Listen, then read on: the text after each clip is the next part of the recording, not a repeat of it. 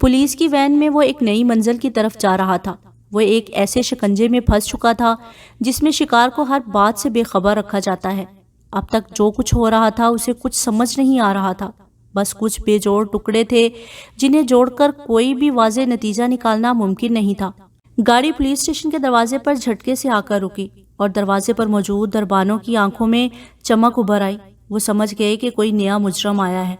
उन्हें नए मुजरमों की आमद से हमेशा खुशी होती थी, क्योंकि हर नए मुजरम और उस मुजरम से मिलने के लिए आने वाले मुलाकातियों से वो काफ़ी कुछ ऐंठ लिया करते थे।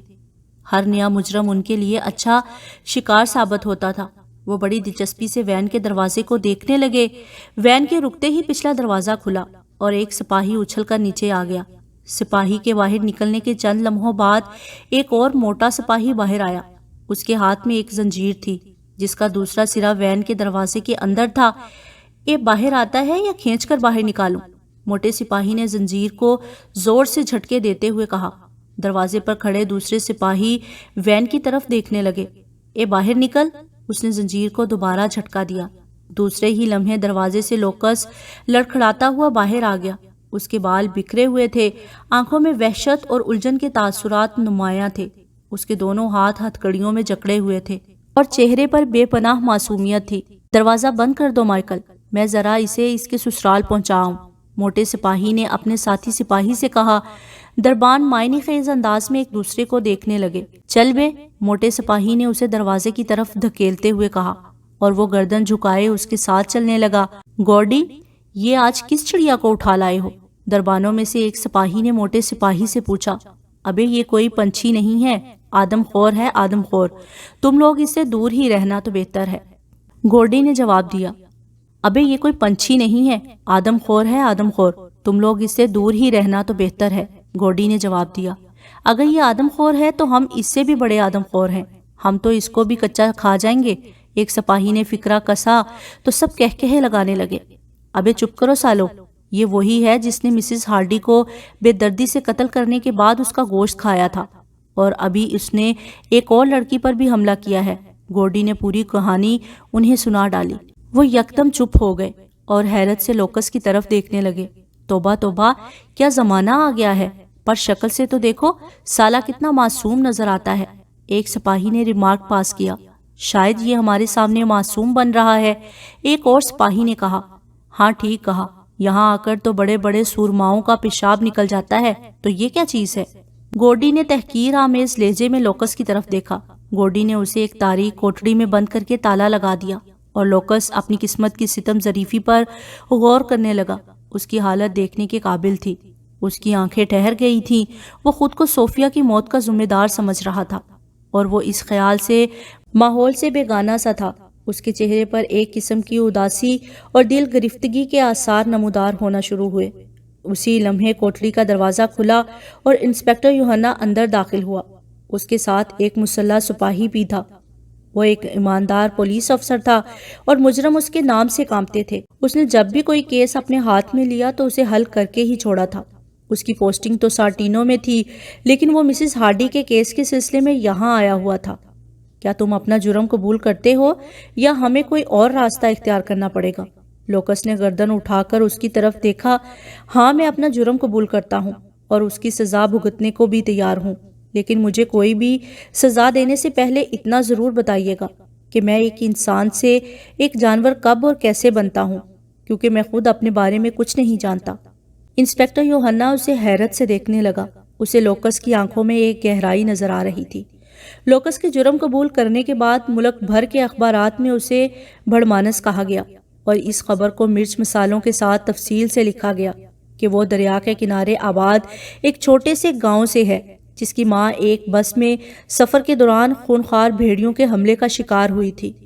उस बस में तकरीबन 50 मुसाफिर खूनख्वार भेड़ियों का शिकार हुए थे, जिनमें सिर्फ एक लोकस ही जिंदा बचा था, क्योंकि वो उस वक्त अपनी माँ के पेट में था। दूसरी तरफ गांव में भी ये खबर जंगल की आग की तरह फैल गई। गांव के बड़े बूढ़े टोलियों की शक्ल में चहमगोइयां कर रहे थे। कुछ लोगों का ख्याल था कि जॉर्ज और मार्था लोकस की असलियत के बारे में सब कुछ जानते थे, लेकिन उन्होंने इस बात को इसलिए छुपाए रखा कि कहीं लोकस को भी उसकी माँ कैथरीन की तरह तल्फ ना किया जाए। مورس کا باپ چارلی الگ سے جارج پر انگلیاں اٹھا رہا تھا، کیونکہ مورس کو بھی کالج سے نکال دیا گیا تھا اور اس کا بھی کوئی اتا پتہ نہیں تھا۔ اور پھر چارلی کی شکایت پر گرجا گھر میں اجلاس بلایا گیا، جہاں چرچ کی کونسل کے سارے ممبران شریک تھے۔ جارج اپنا سر جھکائے بیٹھا تھا۔ کونسل کے صدر فادر اینتھونی نے جارج کی طرف دیکھا۔ مسٹر جارج، ہم لندن کی عدالت کو لوکس کی حوالگی کی درخواست بھیجیں گے، اور اس سلسلے میں لندن کی کونسل آف چرچ بھی ہمارے ساتھ ہے، تاکہ لوکس کو یہاں لایا جائے اور ہم اپنے طریقے سے اسے تلف کریں گے۔ اس کے لیے ہمیں آپ کی رضامندی چاہیے۔ میرا دل نہیں مانتا کہ میرا لوکس ایسی حرکت کر سکتا ہے۔ وہ آپ کے پاس بھی تو تعلیم کے لیے آتا رہا ہے۔ کیا آپ نے کبھی اس میں ایسی بات محسوس کی؟ جارج نے غمزدہ لہجے میں کہا۔ فادر اینتھونی دھیرے سے مسکرایا۔ میں تمہارے جذبات کو سمجھ سکتا ہوں میرے بیٹے، لیکن تم شاید یہ نہیں جانتے کہ بڑھمانس کی ایک قسم یہ بھی ہوتی ہے کہ اس کی روح کے ساتھ ایک حیوانی روح بھی برسرے پیکار ہوتی ہے، لیکن پھر کسی وجہ سے اس کی انسانی روح کمزور پڑ جاتی ہے، مثلاً گناہوں کی وجہ سے، شراب نوشی اور بے حیائی کے کاموں کی وجہ سے۔ پھر وہ حیوانی روح اس پر غالب ہو جاتی ہے اور وہ انسانی روح اس جسم کو چھوڑ دیتی ہے۔ جارج پھٹی پھٹی آنکھوں سے اسے دیکھنے لگا۔ جب تک لوکس ہمارے پاس تھا وہ محفوظ تھا۔ اگر وہ چاہتا تو اپنی پاک دامنی اور قوت ایمانی سے اس حیوانی روح پر غالب ہو سکتا تھا، لیکن وہ کمزور پڑ گیا۔ وہ شہر کی رنگینیوں میں کھو گیا اور بہک گیا۔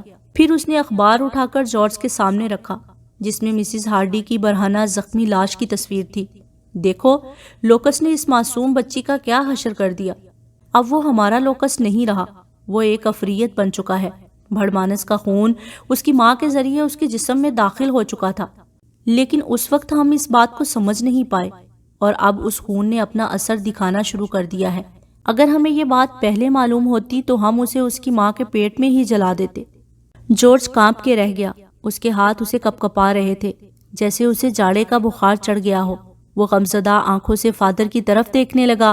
آج فادر اسے کسی بھیڑیے سے کم نہیں لگ رہا تھا۔ فادر نے آگے بڑھ کر اس کے شانے پر ہاتھ رکھا۔ جارج میرے بیٹے، ہمیں انسان ذات اور اس کے معاشرے کو اس لعنت سے نجات دینے کے لیے، اپنے کسی عزیز کو زندہ جلانے کے لیے ہر دم تیار رہنا چاہیے۔ جارج پھوٹ پھوٹ کر رونے لگا تو سب لوگ آگے بڑھ کر اسے دلاسا دینے لگے۔ جارج نے بے بسی سے اپنی رضامندی کے کاغذات پر انگوٹھے لگا دیے اور خاموشی سے گرجا گھر سے نکل آیا۔ گاؤں والوں کو اس پر ترس آ رہا تھا۔ دوسرے دن وہ لندن جانے کے لیے ریل میں سوار ہوا، کیونکہ کل عدالت میں لوکس کی زندگی اور موت کا فیصلہ ہونا تھا۔ اس کے سامنے والی سیٹ پر ایک جرمن جوڑا اپنے 5 سال کے بیٹے کے ساتھ بیٹھا ہوا تھا۔ بچے کے ہاتھ میں روٹی کا ٹکڑا تھا جسے وہ مزے سے کھا رہا تھا۔ اسے دیکھ کر جارج کو لوکس کا بچپن یاد آ گیا۔ اس کی آنکھوں میں نمی اور چہرے پر مسکراہٹ آ گئی، جسے اس بچے کے باپ نے بھی محسوس کیا، اور کہا، کیا آپ کا بھی کوئی بیٹا ہے؟ ہاں، میرا بھی ایک بیٹا ہے، جارج نے جواب دیا۔ میرا بھی یہ ایک ہی بیٹا ہے اور مجھے اس سے بہت محبت ہے، آدمی نے کہا۔ ہونی بھی چاہیے، جارج نے کہا۔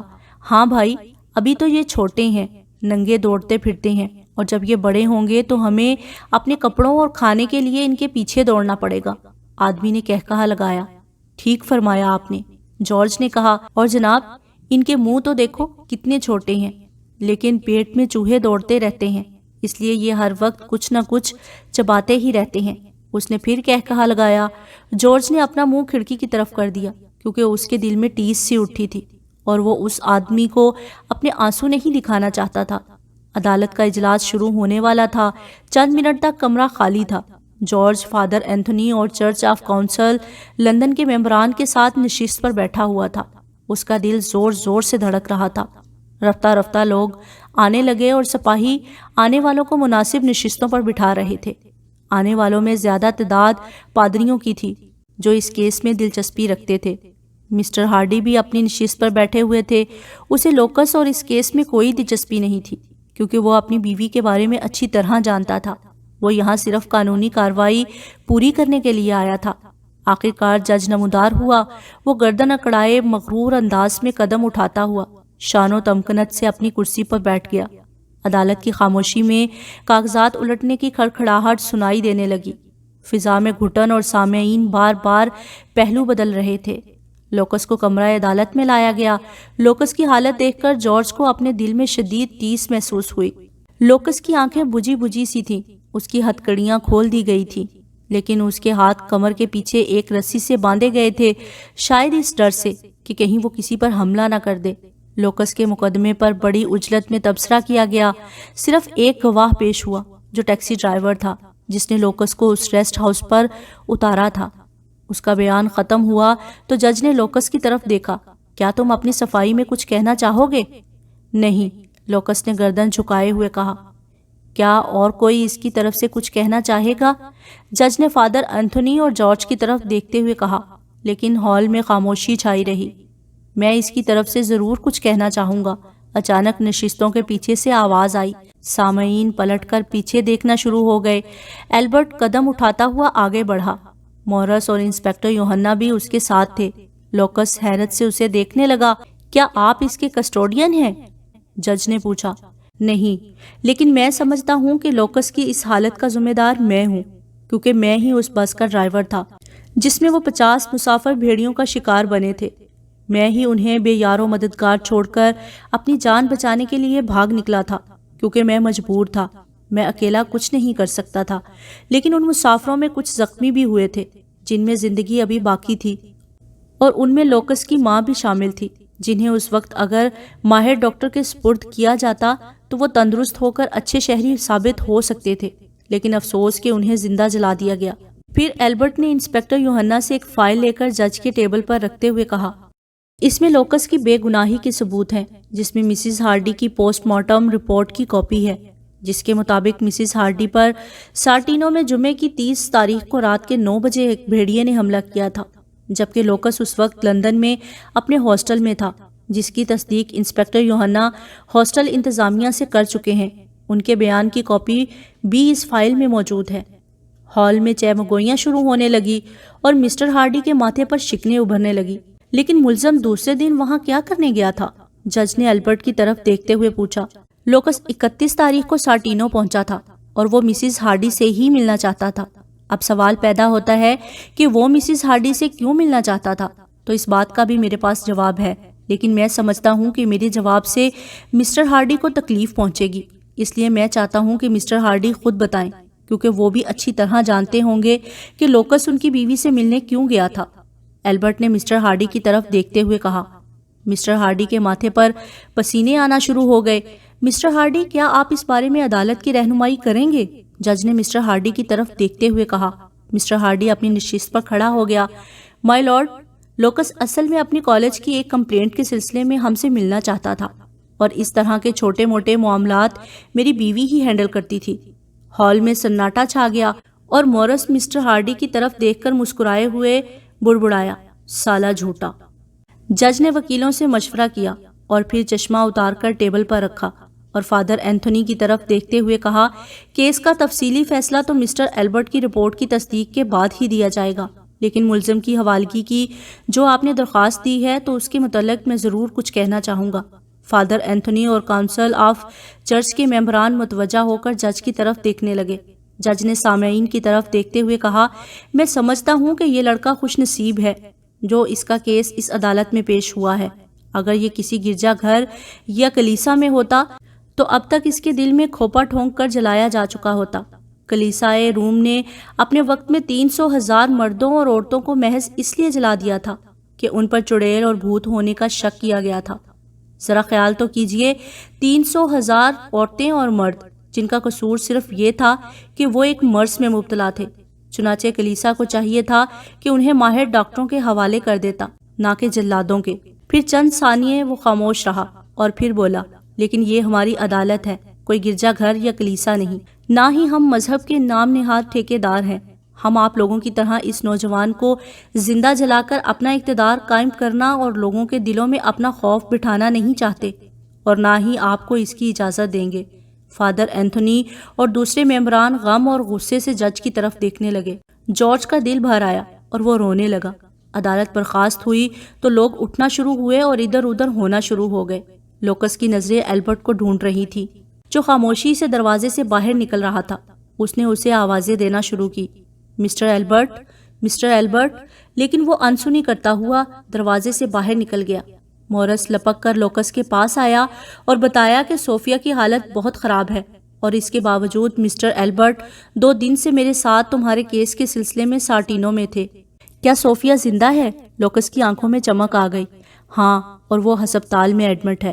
ایلبرٹ ہسپتال کے کمرے میں اپنی بیٹی کے بیڈ کے قریب پڑی ہوئی کرسی پر بیٹھا ہوا تھا۔ صوفیہ اب بھی بے ہوش تھی۔ اپنی بیٹی کو اس حالت میں دیکھ کر وہ نڈھال سا ہو گیا تھا۔ اس کی تمام جسمانی قوت سلب ہو کر رہ گئی تھی۔ کمرے میں مسٹر مارٹن داخل ہوا تو اس نے ایلبرٹ کے شانے پر ہاتھ رکھا۔ اب تم گھر جا کر آرام کرو۔ ہاں، ایلبرٹ نے ایک نظر صوفیہ کی طرف دیکھا، پھر اپنی گاڑی کی چابی اٹھا کر اپنے گھر کی طرف روانہ ہوا۔ لوکس کی رہائی کی خبر اس نے صبح کے اخبار میں پڑھی تھی، اور شہر کی پولیس عدالتی حکم پر اصل قاتل یعنی بھیڑیوں کی تلاش میں نکل چکی تھی۔ لیکن ایلبرٹ اچھی طرح جانتا تھا کہ پولیس اس بھیڑیے کو کبھی پکڑ نہیں سکتی۔ وہ کوئی عام بھیڑیا نہیں بلکہ بڑمانس ہے، اور وہ بہت خطرناک ہے۔ وہ صرف حیوان ہی نہیں بلکہ انسانی جذبات بھی رکھتا ہے، کیونکہ ایلبرٹ اس کی شیطانی مسکراہٹ آج تک نہیں بھولا، اور وہ یہ بھی جانتا تھا کہ دوائیوں سے صوفیہ کا علاج تو ہو سکتا ہے، لیکن مکمل علاج کے لیے اس بھڑمانس کو ختم کرنا بھی ضروری ہے، اور وہ اس بھڑمانس کو ختم کرنے کے لیے اپنے طور پر کچھ کرنے کا ارادہ کر چکا تھا۔ اس نے جیسے ہی گاڑی اپنے دروازے پر روکی تو وہ ایک دم چونک پڑا، کیونکہ اس کے گھر کے داخلی گیٹ پر لوکس کھڑا تھا، جو شاید اسی کا انتظار کر رہا تھا۔